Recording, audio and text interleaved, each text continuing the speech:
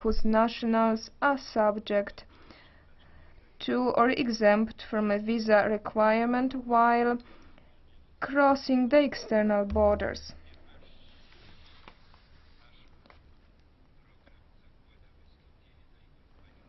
Normally, the rapporteur should take the floor at the beginning. She cannot be present here today. Mr. Boni will replace her. I'm happy to give the floor to Mr. Boni. Mr. Chair, dear colleagues, on behalf of Mrs. Maria Gabriel, rapporteur for the report for the visa liberalization for Ukrainian citizens, allow me to address some words. First and foremost, the rapporteur would like to thank the Commission and the Council for the excellent collaboration that has existed all through the process. The rapporteur would like to highlight the remarkable work realized by the Slovak and Maltese presidencies in order to achieve the completion of the visa liberalization process so dear to the Ukrainian citizens. The rapporteur would also like to thank the Ukrainian people and the Ukrainian government for all the efforts, determination and patience. Indeed, on the 28th February, an agreement was reached between the European Parliament and the EU Council on the visa liberalization process for Ukraine. This agreement was confirmed by the Coreper meeting 2 days later. On the 9th March 2017, an overwhelming majority of MEPs in LIBE committee voted in favour of the visa waiver for Ukrainian citizens, sending a strong message. In the own words of the rapporteur, Ukraine has achieved all the benchmark criteria set out by the EU and has even gone beyond expectations in terms of sustainable reforms. Important advancements have been realized in the areas of document security, border and immigration management, public order and security, and external relations and fundamental rights. For the rapporteur, it is these criteria and this methodology that are extremely important in the benefits that they produce. On the one hand, citizens benefit from the implementation of reforms that impact their daily lives. In fact, the visa waiver is a remarkable tool that allows to connect people and build bridges among populations. On the other hand, it is a strong message for the citizens that see their country engaged in a European path. Given the commitment of Ukraine to pursue in the way of the reforms undertaken and the consolidation and sustainability of its compromises, the rapporteur calls on us to confirm today the principle that the European Parliament so heartedly defends, that every country that meets the criteria set out by the European Commission should benefit of the visa waiver for its citizens. Finally, the rapporteur would like to stress that Ukraine is a key partner for the EU in the Eastern Partnership in the matters of fight against organised crime and terrorism, fight against human trafficking and fight against corruption. Our vote today, tomorrow, supporting the visa waiver for the Ukrainian citizens would constitute in this sense the concrete realisation of their aspiration and engagement in favour of peace, stability and European ambition. On her behalf, I thank you. Thank you very much. Thank you for doing so well when replacing the rapporteur. Now I would like to welcome Ms. Jourová. Welcome, Commissioner. You have the floor. President, honourable members, I would like to thank you for all the efforts you have put in this important file. Very soon, Ukrainian citizens holding a biometric passport will be able to travel to the Schengen area for short stays of up to 90 days without a visa. And I am very pleased that we are nearing this important moment for Ukraine and its citizens, for its neighbourhood and for the European Union. We are seeing the results of the hard work of the Ukrainian authorities over the past 3 years. It has been a long process, but we are reaching the end. Already in December 2015, the Commission confirmed that Ukraine had implemented all the benchmarks set in its visa liberalisation action plan. Following this positive assessment and taking into account the overall EU-Ukraine relations, we proposed in early 2016 to lift the visa requirement for Ukrainian citizens holding a biometric passport. I am very pleased that we can now finally conclude this process. In parallel, the revised visa suspension mechanism just entered into force at the end of last month. The visa suspension mechanism will be an important tool to further enhance security for the EU, but also to strengthen our visa liberalisation policy. Under the new mechanism, the Commission will monitor the continuous fulfilment by Ukraine and all visa-free countries of the visa liberalisation criteria, especially on the fight against organised crime and corruption. Honourable Members, we are almost there. Visa liberalisation for Ukraine will be an essential contribution to strengthen cultural and economic ties between Ukraine and the EU, for the Eastern Partnership and our neighbourhood in general. In times of rising nationalism and xenophobia, of insular and exclusive thinking, this will be another signal that the EU remains open and connected to its neighbourhood. Dear Members of the European Parliament, I call on you to demonstrate this openness and support the proposal on the table during the votes. Thank you. Thank you very much, Madam Commissioner. Thank you very much for your introduction. Now, on behalf of AFET, Mr. GAHLER is going to take the floor. Today I'm speaking as the standing rapporteur of the European Parliament for the Ukraine. I took on this from Jarosław WAŁÍSA, who has helped draft the opinion for AFET. I'd like to thank him for his work, and I'm quite sure that he'll share what I say. Today we'd like to congratulate the Ukraine. With the Parliament's decision, we are freeing Ukraine nationals from visa requirements. At the same time, we're strengthening links between the EU and this country. Removing visa requirements has been possible through the work done by the Verkhovna Rada and the Ukrainian government. They've fulfilled important technical requirements, and they've also shown the political will to modernize their country in terms of democracy and the rule of law, and to adopt an effective readmission mechanism. Now, we as the EU have delayed far too long. As the Commissioner said, in December 2015, the country was already ready. The Ukraine deserved an earlier decision. We've got to see the reform path of the Ukraine at a time when they're in war and part of the country, Crimea and Donetsk, are occupied. And I don't think they should have had to wait. Now, we've also got to guarantee the achievements even after the visa requirement falls. The attempts to make the work of the anti-corruption people harder is something that I'm concerned about. Ladies and gentlemen, travelling in the EU without visas and expensive red tape is going to bring the citizens closer together. Ukrainian passport is going to be one of the first-class documents in the EU, quite a part, as opposed to the Russian-issued papers. They open all doors. This message should be heard in Donbass. Ladies and gentlemen, we shouldn't forget 12 years have passed since President Yushchenko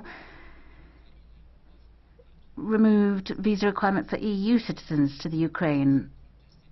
At the time, or rather, the Eurovision Song Contest was very different in 2005. I'm very pleased that this time the festival is going to be very positive.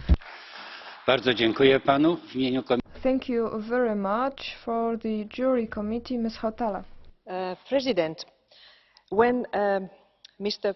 President Poroshenko was in the Eastern Partnership Summit in Riga 2 years ago, he was referring to demonstrators outside the window who had banners saying, "I was born visa-free," and he repeated those words. And I think it was an excellent food for thought for us. So now finally we are approaching the day when Ukrainian citizens can make short-term visits without visa to the European Union. I'm speaking on behalf of the Legal Affairs Committee, who has paid close attention to the developments in Ukraine, visiting the country and also organizing a hearing together with the Commission, with the EU Advisory Mission Ukraine and with the Council of Europe in Brussels, where we studied the state of the reforms in the judiciary. And while we are rejoicing with the Ukrainians that they finally have this visa-free access to the European Union, we should not give up reminding them that the reform of the judiciary, and especially the measures against high-level corruption, must continue. And we have with great concern read news that there would be a total misunderstanding that also those fighting corruption would have to be put on the same line with those who actually are in the position to conduct corruptive measures, that they would have to declare their assets and situation. I hope that it will be set right in Ukraine.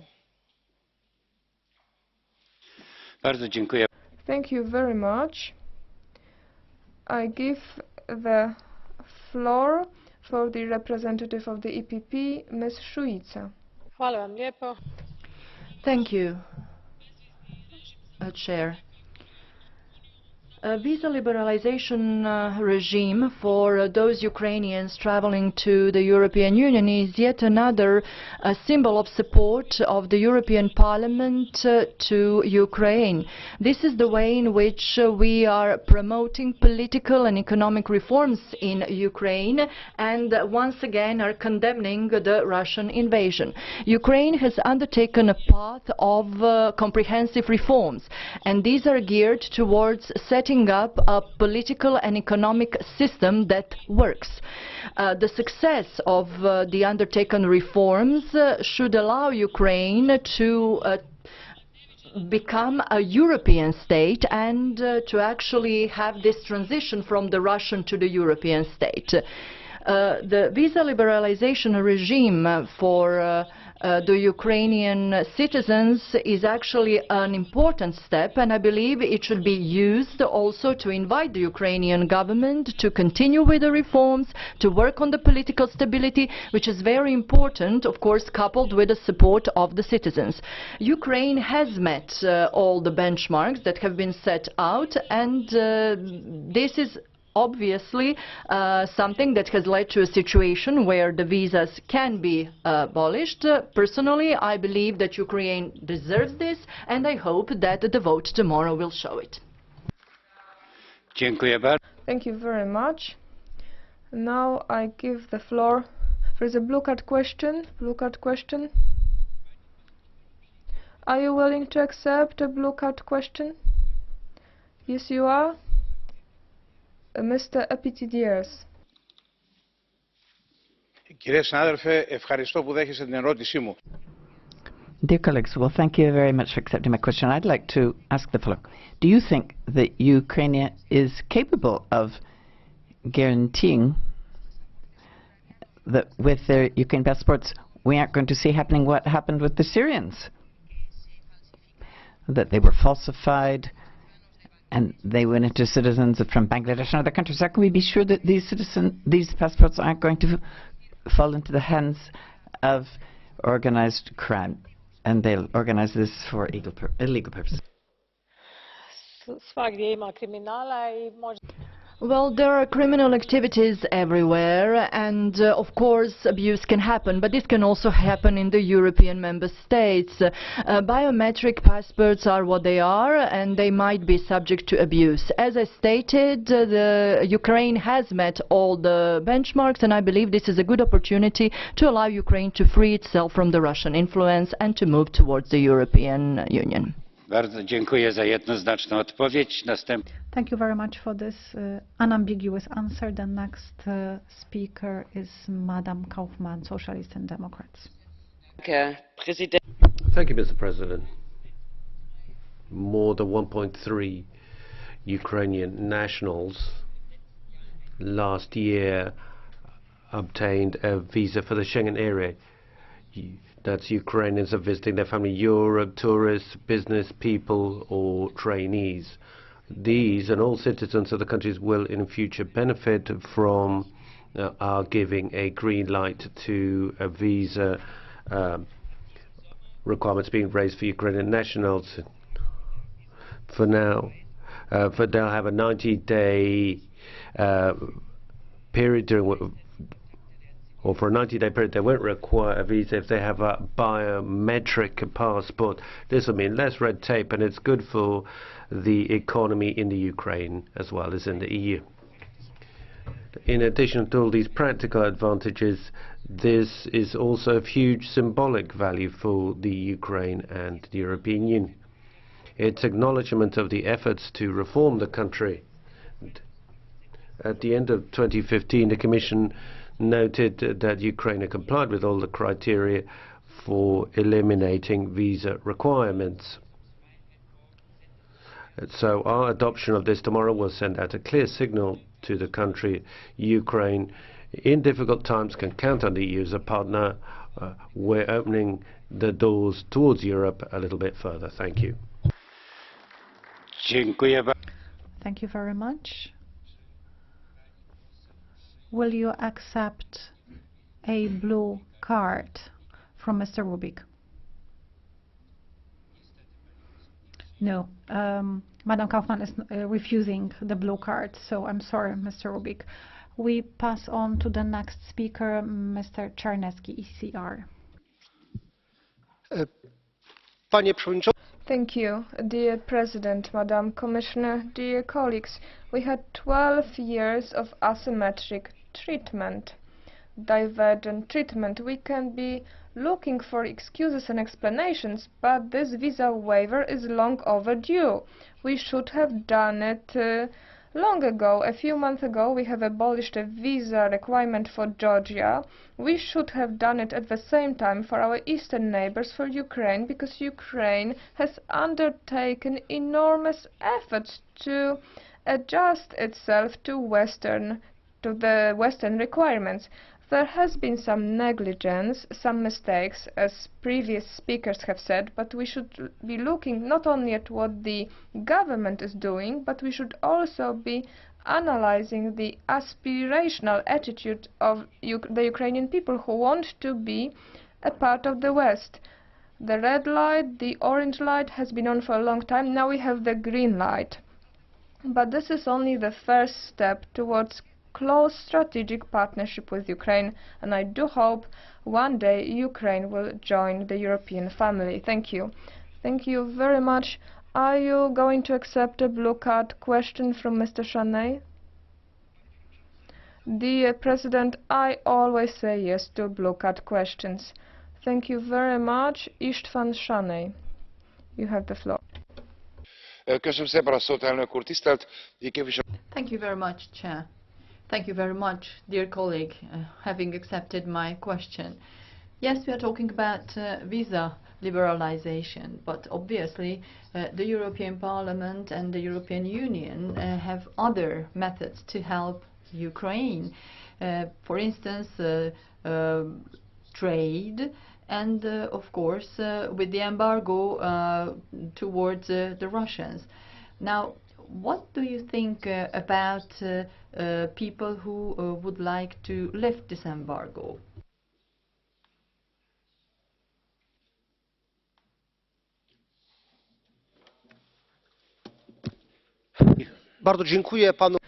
Thank you very much for this question. You are asking this question, you are a specialist in the East, you have been there many times, you are one of our experts. Now, I think we should help Ukraine, including by economic means. It's not about charity, because it's in our well-understood interest. Politically and economically, we need to build economic bridges. We should also take into account what the pro-Russian lobbyists are doing in the Western Ukraine alike. Thank you very much. I am pleased to say that you have been talking in very amiable terms in this answer and the question. Now, Mr. Petr JEŽEK, the Liberals. Commissioner, colleagues, Ukraine fulfilled all the criteria for the visa-free travel of its citizens to the European Union. That is perfectly sufficient for granting it. But besides that, Ukraine was dragged into a difficult situation, and it deserves our support. Years ago, when Berlin was divided and also in a difficult situation, a great US president proudly declared himself a Berliner. The democratic countries stood by Berlin and the principles of the liberal world. Also, thanks to that, Berlin made it. It is united, Germany and Europe as well. I see a similarity with the current situation in Ukraine. The people of Ukraine suffer, and key principles are also heavily present. Nowadays, I would say, people, wherever they may live, who want a peaceful world and the rule of international law are, in a way, Ukrainians. And I'm proud that the European Parliament and the European Union are leading efforts to support and encourage the people of Ukraine for their future and for ours as well. Thank you.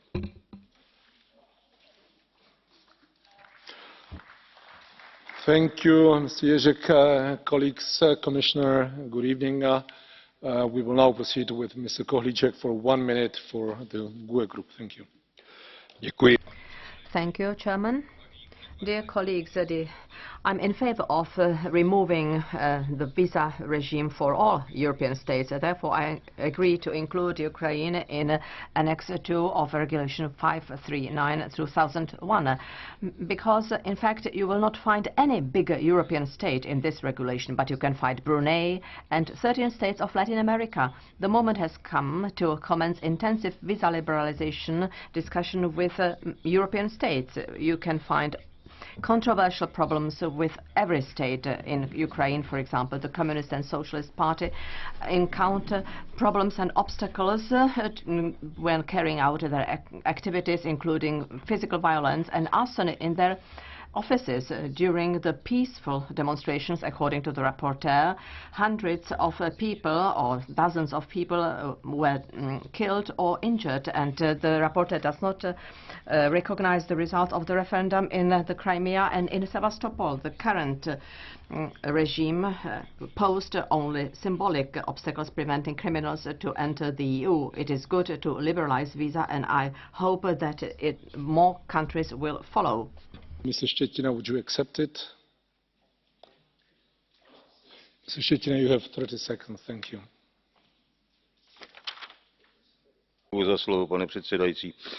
Thank you, Mr. Chairman. Dear colleague, why do you think that it's wrong or bad that the Ukrainians have banned the Communist Party? Please answer. Je to jednoduché. Předpokládáme-li, že na Ukrajině. It is simple. If we assume that Ukraine will become a democratic country, so we cannot exclude left-wing parties from the democratic spectrum of political parties, and to prevent them from become candidates for the parliament, and this has happened in Ukraine. Thank you. For Lunacek for the Greens for 2 minutes.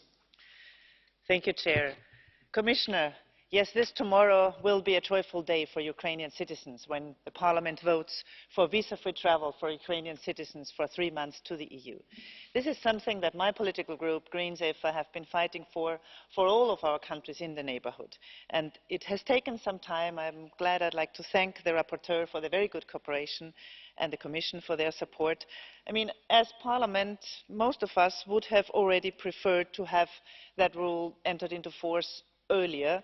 Council wanted to have the suspension mechanism, but okay, finally we got it, and now there will be visa-free travel for Ukrainian citizens. So this is a really joyful day. Nevertheless, I'd like to express two critical things on what is happening in Ukraine at the moment. One thing is, well, that is not critical, but having the Eurovision Song Contest in May in Kiev really is something joyful that I greatly support. Nevertheless, I personally don't think it was a very wise decision not to let the Russian singer participate. The song contest should be something joyful for citizens from whichever countries, and it should overcome the fears and the problems that are in Ukraine with Russian warmongering, etc. in there. And the other part is even more serious. It's about this draft law on e-declarations, where civil society organisations will be obliged to submit e-declarations on their financial interests and assets. This is something that should go and is going for politicians and public officials. Yes, we, also elected people, have to very clearly declare our interests and salaries and assets. This has been happening in Ukraine, but now legislators go against civil society organisations, people who really fight for equal rights, for more democracy, for media freedom, etc. So this requirement is seen and has to be seen as a matter of intimidation that needs to stop. Let me have one final sentence on another country that I'm rapporteur for here, which is Kosovo, and which still doesn't have visa liberalisation. I do hope, as soon as the Kosovo Assembly will vote for the two last requirements, that in Parliament and in Council we will have a fast way forward to give green light to all of those citizens in our close neighbourhood. Thank you very much, Chair. Long sentence, but we can proceed with Franz von Storch for EFDD, a minute and a half, please. Thank you, Mr. President. We're talking about allowing Ukrainian nationals to come into the European Union without a visa. Ukraine, unlike Poland or the Baltic countries, hasn't really implemented any democratic or legal reforms. In economic terms, it's about as free as Ghana or Burkina Faso. Europe's poorhouse, or the Eurozone's poorhouse, Greece, has an economic performance that is 5 times better per capita than Ukraine. There's a civil war going on. The president is an oligarch with billions. His brass plate companies were revealed in the Panama's papers. He doesn't really like journalists. He doesn't allow them to travel into the countries, particularly those that want to report about corruption. They are especially targeted. The Netherlands rejected the association agreement with the Ukraine, but that's something that nobody's really interested here. It's simply being ignored. The EU wants to draw the Ukraine ever more. At the end of the day, it wants it to join. Despite the rejection of Netherlands, it's a salami tactics. Money and visas. Billions go to Ukraine, but the Court of Auditors has established that we don't know where the money goes. We just don't know. The money's vanished, but that doesn't seem to bother anybody. This country could apply for World Championship for the most corrupt country in the world, but it seems to bother. But, you know, by what standards are you measuring visa freedom? Thank you. I have a blue card for you from Ms. GAHLER. You cannot take it, or you don't want to take it. Fine. We will then proceed with Mr. ZIJLSTRA for 1 minute for the ENF group. Thank you. Ja, voorzitter, dank u wel. Voorzitter, Thank you very much, Chair. Well, the Court of Auditors, European Court of Auditors, points out that the Ukraine is the most corrupt country in Europe, that it's a country outward that needs a lot of money. It has problems with democracy, and the oligarchs run the show. The visas are falsified massively. and you can just buy any kind of visa and even passports from other countries of the European Union. If there's one country that shouldn't get a visa, it's Ukraine.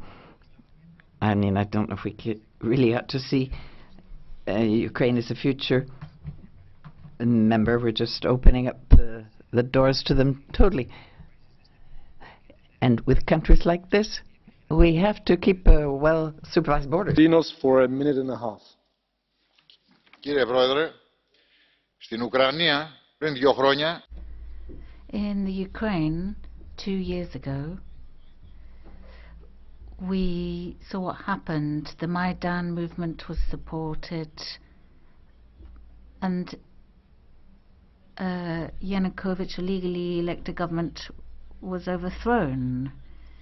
A neo-Nazi party tried to take power, which represents oligarchs and extremists. That's not a state based on the rule of law. And now the EU wants to reduce Russian influence. However, they're supporting this kind of government that came to force with a coup. Now, clearly, that's not in line with the fundamental principles of the EU. There's corruption in the Ukraine. It's widespread. There are many scandals in the political circles. There's not really any European structure. So the EU has to be very careful in its relations with a country that cannot maintain law and order and where extremism and chaos reign. So I'm not sure that getting closer to the Ukraine government is a good idea. I think with this report, it's all about interests rather than reality. That's often the case. Thank you. Now for a minute and a half, Mr. Štětina. Dámy a pánové. Ladies and gentlemen, at the start of this year, one Ukrainian paper asked me for an interview. At the very first question I was asked was, why did you, the EU and the European Parliament, throw us overboard?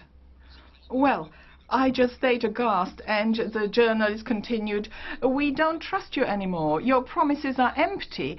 Ukraine, however, defends you as well. People are dying, and you haven't been able to sort out a straightforward matter like a visa-free entry for 2 years now. The dialogue on visa-free travel started, indeed, in 2008. Then the Commission submitted a document in 2010.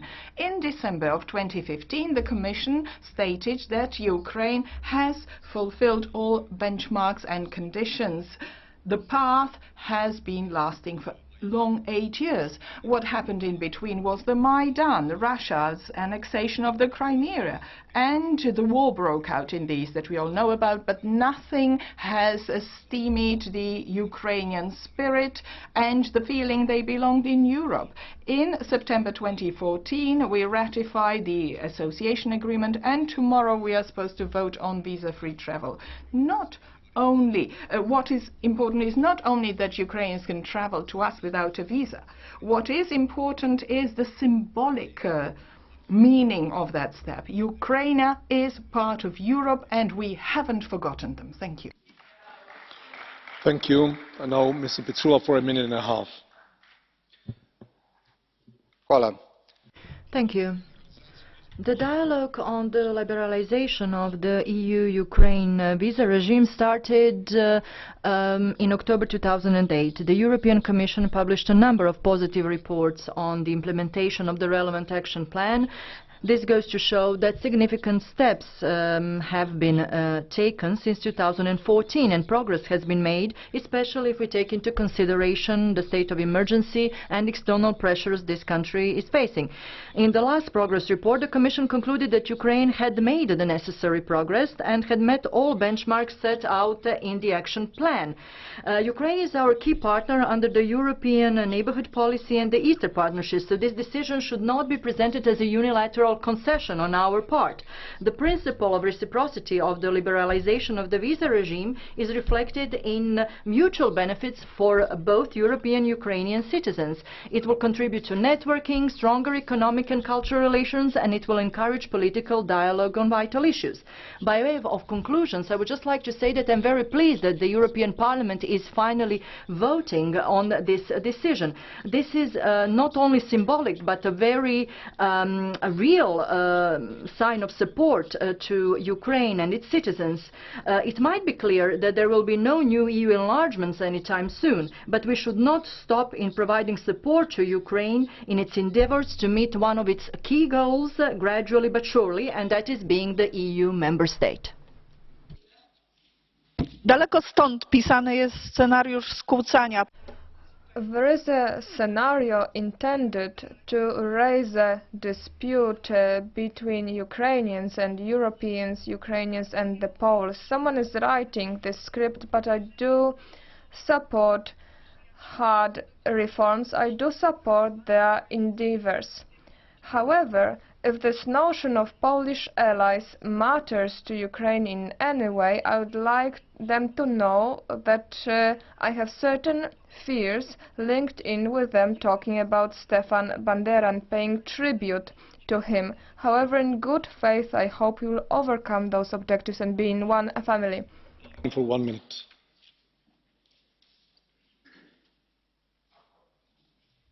Thank you, Mr. President. First, a correction. The Dutch Parliament, having two houses, is now in the process of ratification of the agreement, the association agreement with Ukraine.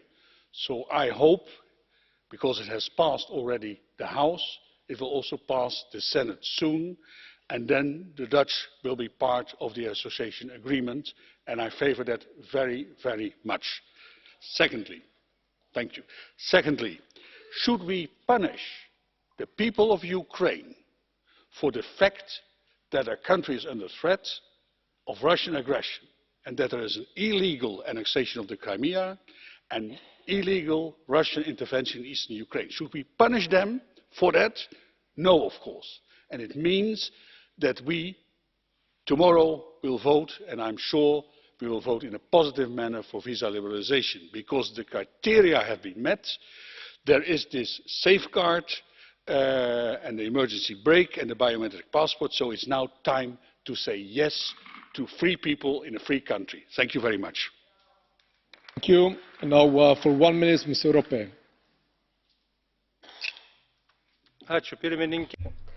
Thank you. Commissioner, colleagues, after our morning discussion of the sad issue for EU, that is Brexit, we now have to complete one task whereby we will contribute to the creation of a bigger and better Europe, that is visa waiver for Ukrainian citizens. Visa waiver and the right of free movement in the EU is one of the most efficient EU external policy measures. We have to apply it with caution and care, firstly in relation to those countries which want to become European. Ukraine has long proven that it deserves this opportunity granted by the EU. At the same time, this would be our best present for all pro-European forces in Ukraine and a clear message that it may get much more in return for being pro-European. Thank you. LEBRETON for 1 minute. 1 minute, sir. Thank you, Mr. President. The European Commission is proposing visa exemptions for visas so that they can come into the European Union.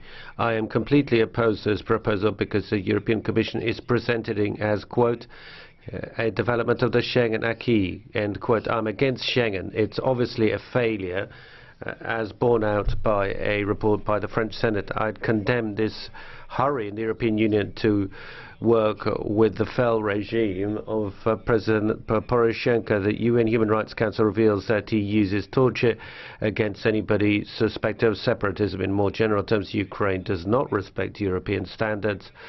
Law isn't respected. The prosecutor, Mr. Lysenko, has noted a 25% increase in crime in the country. As for corruption, it's rampant. Poroshenko, the president, has taken on businesses which he himself owns. According to Forbes, his managed to increase his fortune by 320 million euros in 2 years. So rewarding Ukraine this way is completely unacceptable. The European Union must get itself in hand and must not be blinded by its hatred for Russia. Thank you. The bill for a minute and a half. Thank you, Mr. Chairman. Madam Commissioner, we have just heard the infiltration of Putin in this European Parliament, in my colleague from ENF. Finally, the people of Ukraine will be granted visa-free travel. It's about time. It's a concrete step to fulfill the Maidan dream, the aspiration of an Ukrainian closer to Europe, for the people, by the people. Ukraine has fulfilled all the criteria in record time. And even more impressive, they made it while under attack by Russia, that is waging a proxy war. And let's be honest, few countries today pay such a high price for its democratic aspiration. More than 10,000 Ukrainians have died defending our shared values of peace, democracy and freedom. And more than 1.5 million are displaced, many of whom are children fleeing for their lives. With visa-free travel, finally, the EU delivers visible results for the people, showing them that there is progress. Visa liberalization is about people-to-people contacts, facilitate mutual understanding, respect and friendship. Now an Ukrainian entrepreneur can meet his business partner in the EU without tiring paperwork. Tourists, young people can travel to Europe without waiting in line in embassies.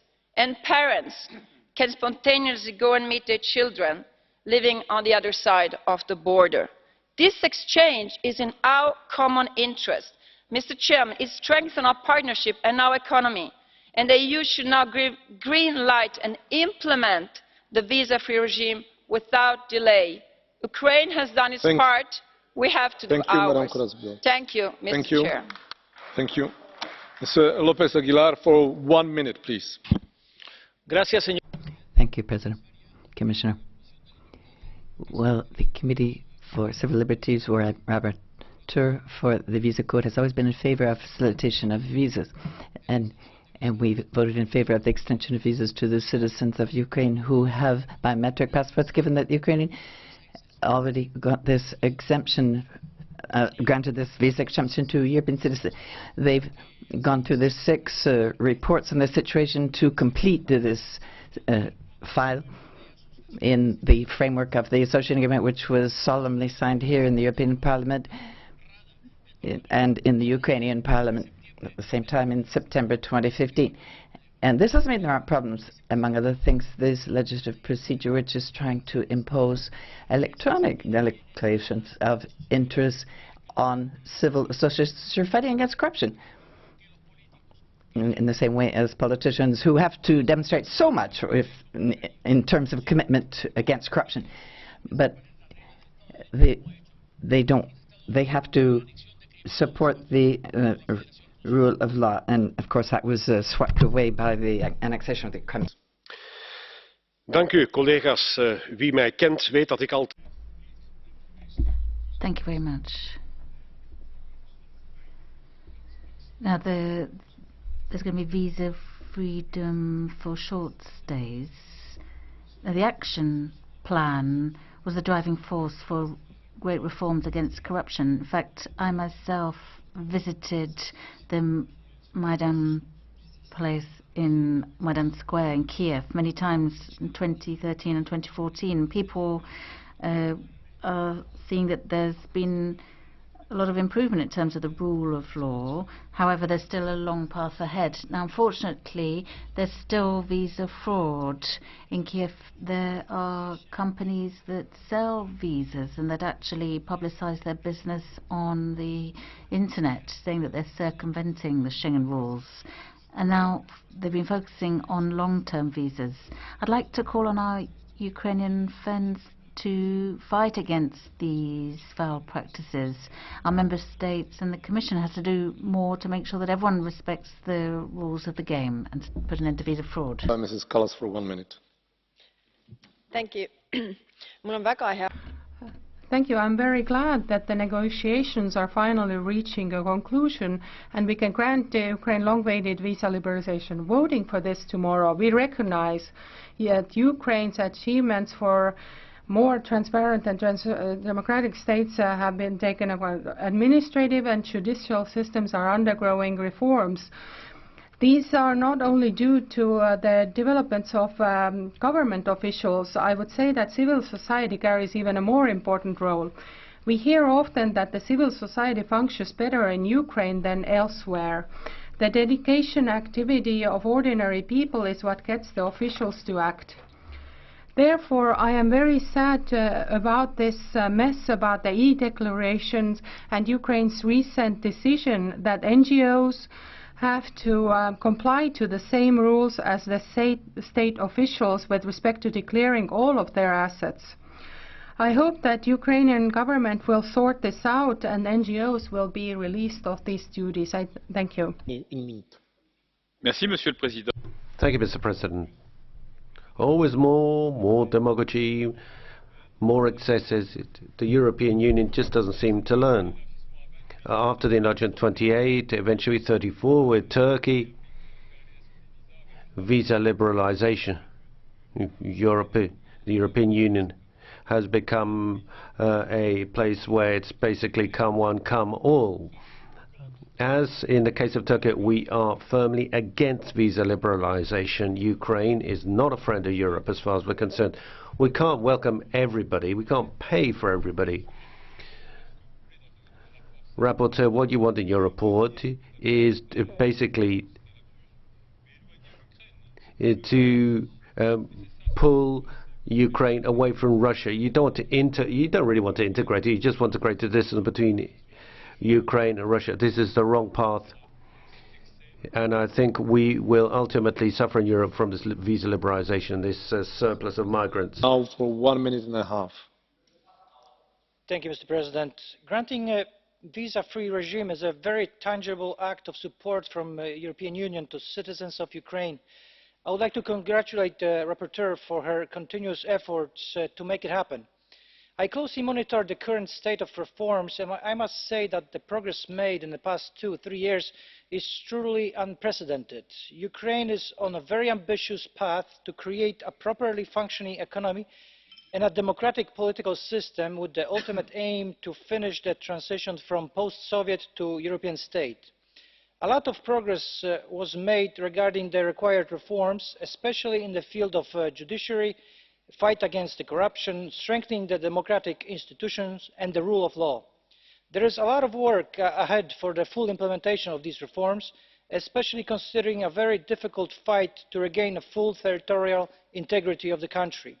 Therefore, I am very happy that this House is taking an important step to enable Ukrainian citizens to travel without visa.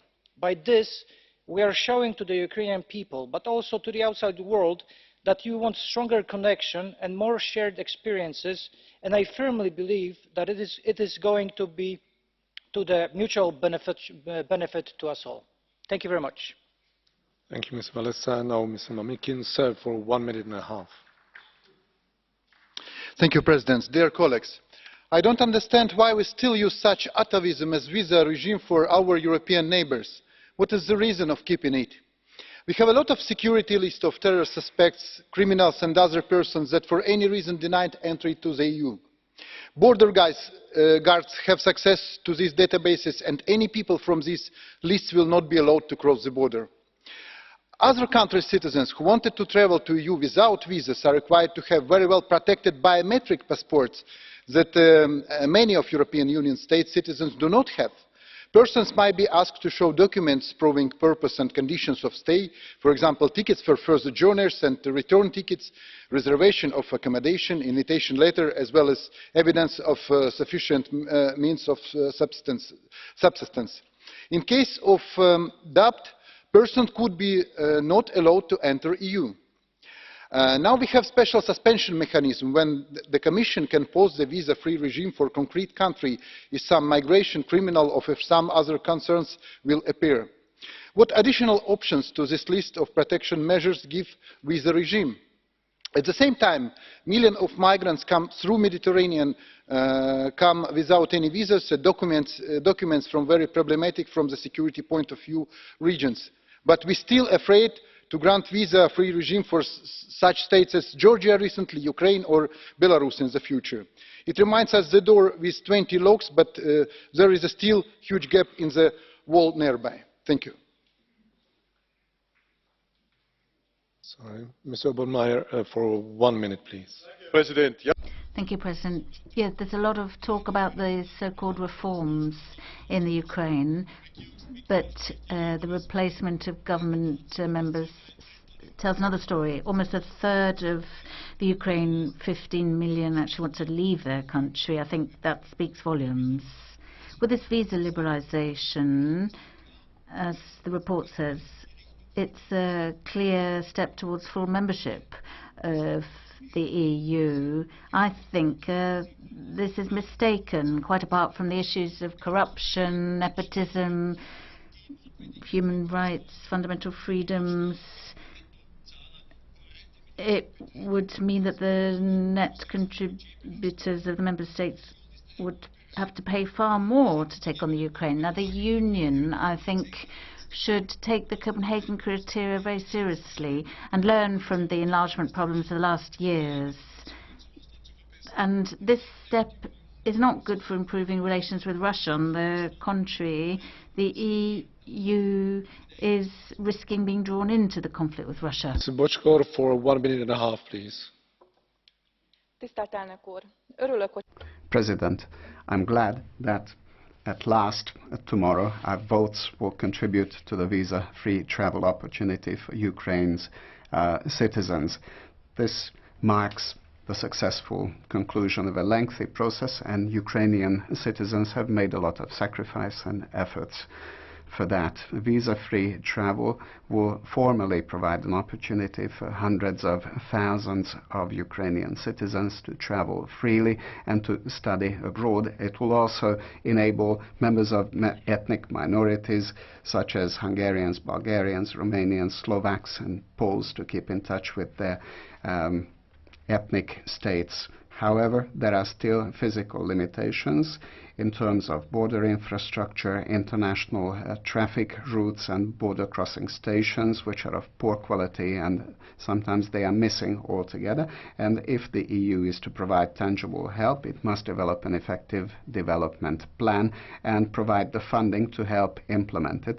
This can end hours waiting at the border, and it can help establish European travel conditions, and Ukraine must be supported in implementing the necessary reforms. It must stabilize internal politics, external policy, the economy. The EU must send clear signals that European integration, democratization must take place in action, not just words, such as the government mustn't give ground to extremists. They must not incite tensions between the majority and minorities. There has to be legal certainties and peaceful coexistence between the communities. Dank u wel, voorzitter. Thank you very much, Chair. It seems to me to be a fine thing to eliminate these visa requirements because the Ukraine has made tremendous efforts. So it's only logical that the European Union fulfills its promise and its commitments. And of course we're living in difficult times. Part of the country's been annexed by Russia and the east is unstable. Now Ukraine wants to cooperate with Europe and this leads to democratic development. I hope that this agreement will encourage the government to continue with the reforms that have been undertaken for the rule of law and fighting corruption. This new legislation, however,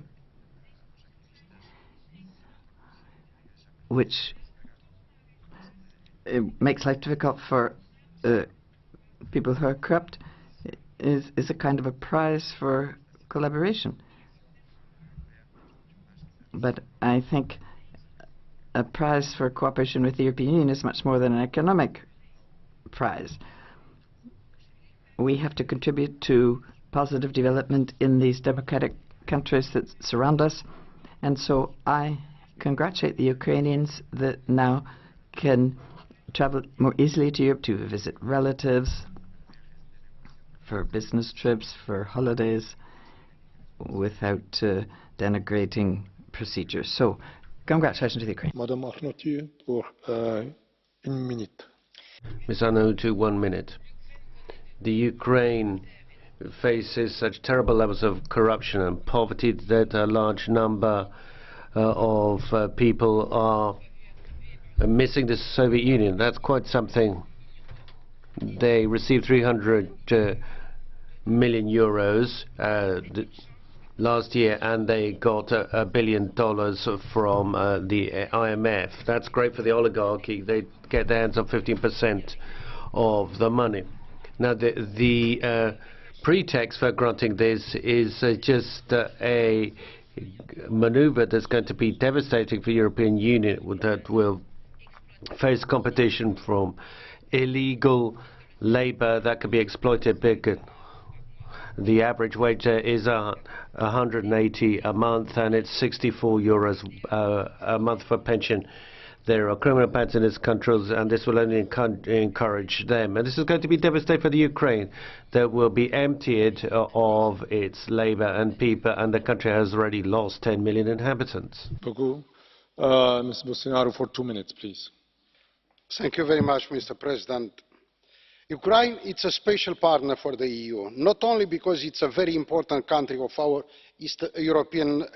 Eastern Partnership, but also for the way the Ukrainian people were outstandingly clear in showing their support for the European values.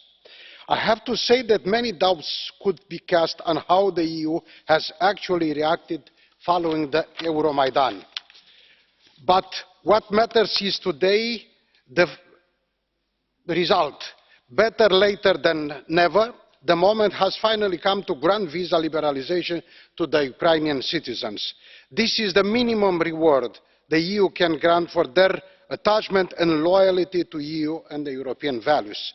We need to praise Ukraine for managing to undertake the necessary reforms in an extremely difficult environment. I would say wartime imposed by Russia. Considering that it has to dedicate high efforts and resources to a conflict that it is in fact a direct consequence of the European choice that the Ukrainian citizens have made.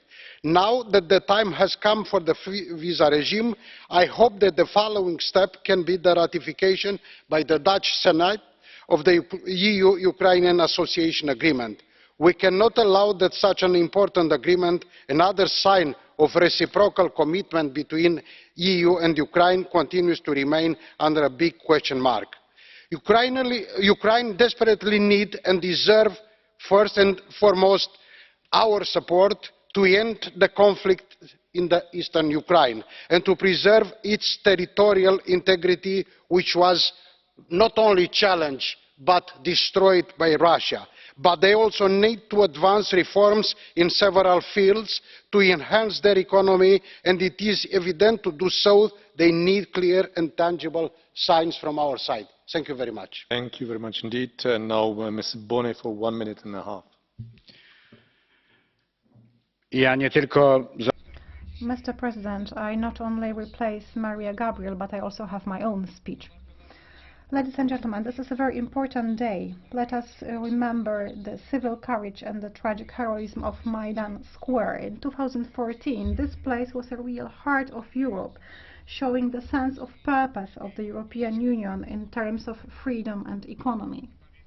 And let us remember the choice that the Ukrainian nation has made during this revolution of dignity. This is a road to Europe and together with Europe. The reforms that the Ukrainians are doing are very difficult, but a lot has been done for fighting corruption, for transparency in the banking system, for decentralization of the state, for energy independence, for e-administration. also for economic recovery. We remember it used to be -7 GDP, -7% GDP, now it is +2%. Many more difficult tasks still remain to be done, but we have to remember that Ukraine is changing in extremely difficult conditions. Russia annexed Crimea. Almost 2 million people are internally displaced.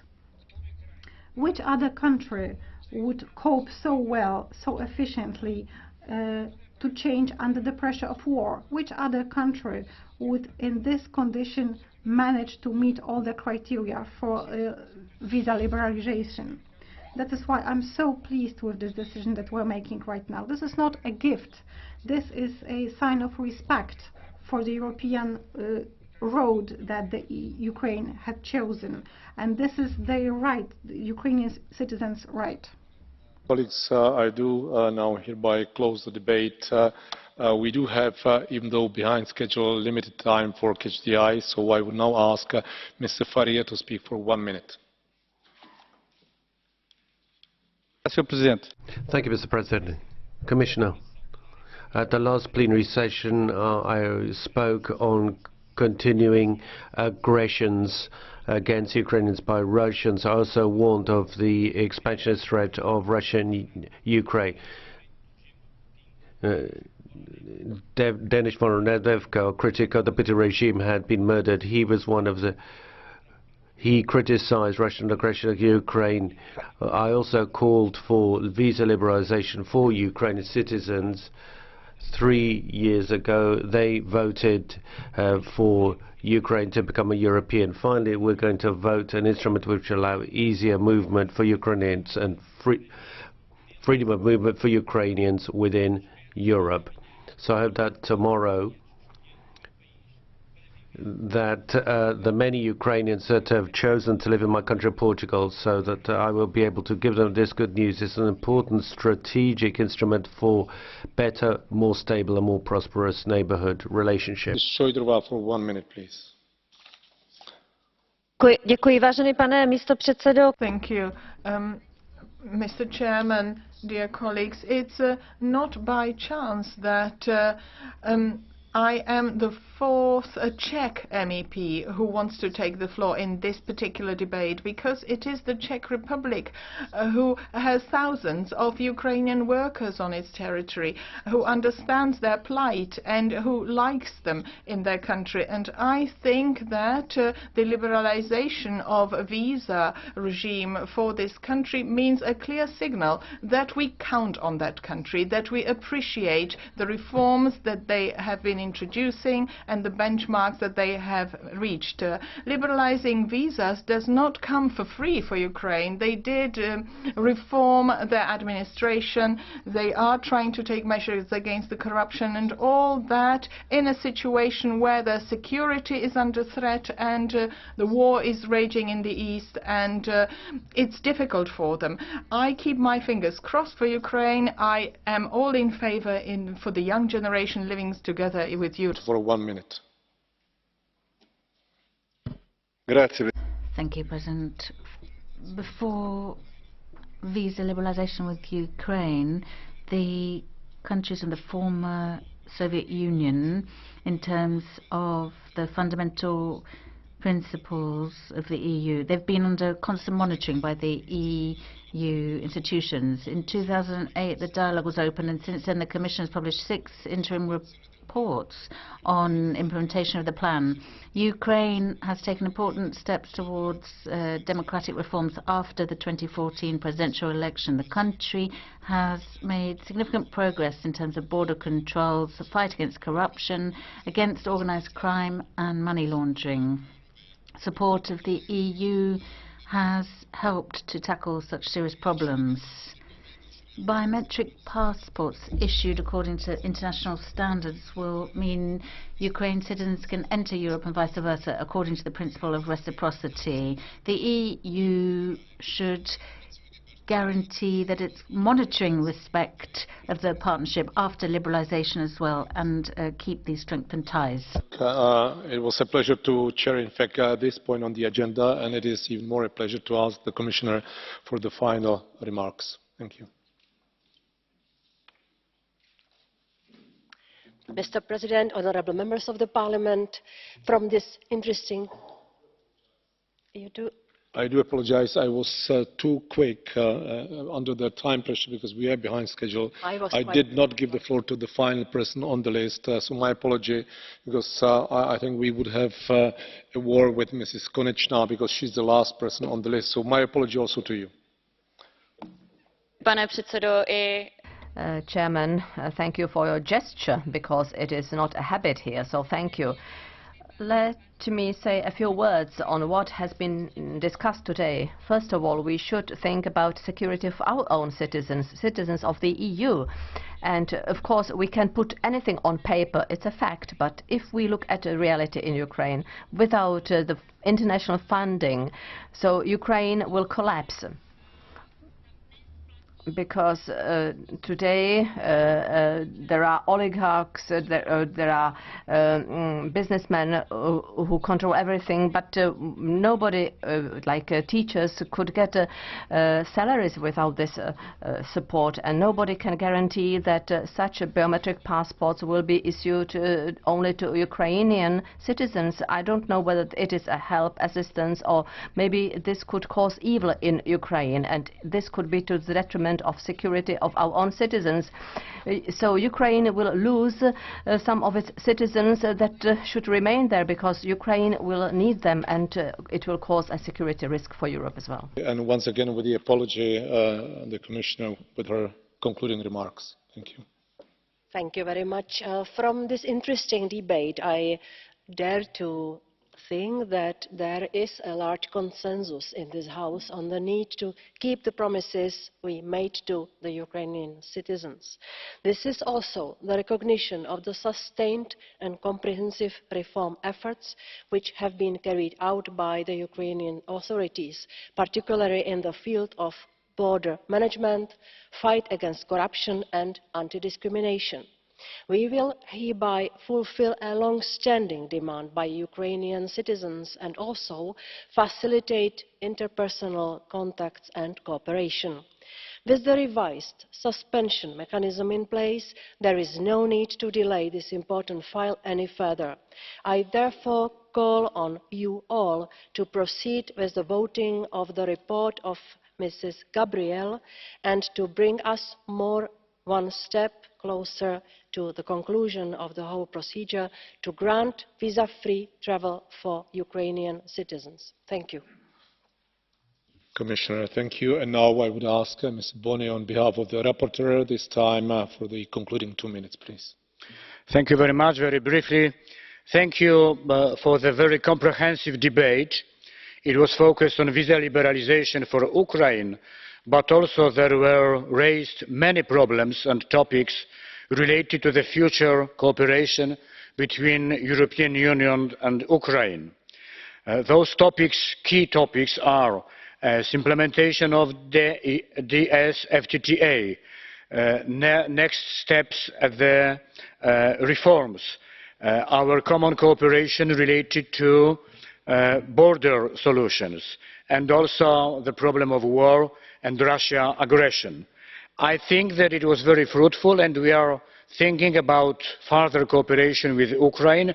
Also, we are considering how to support Ukraine in making some steps important for NGOs, civic society. If I know, the President established the special working group for solving the problem of this declaration of financial interest, which was addressed also to the civic society. All those issues are very serious, and I have talked about serious interventions during this debate, not the extreme propaganda which was also presented during this debate. Thank you very much. Ms. Boni, thank you, and I hereby declare the debate closed, and we will vote on the topic tomorrow. Ladies and gentlemen, if I may, with an announcement, fill in the gap before the next point on the agenda. The President has received from the EPP Group a nomination for membership of a delegation. The nomination will be noted in the minutes of this sitting. If no observations have been submitted by the time the minutes are adopted, the nomination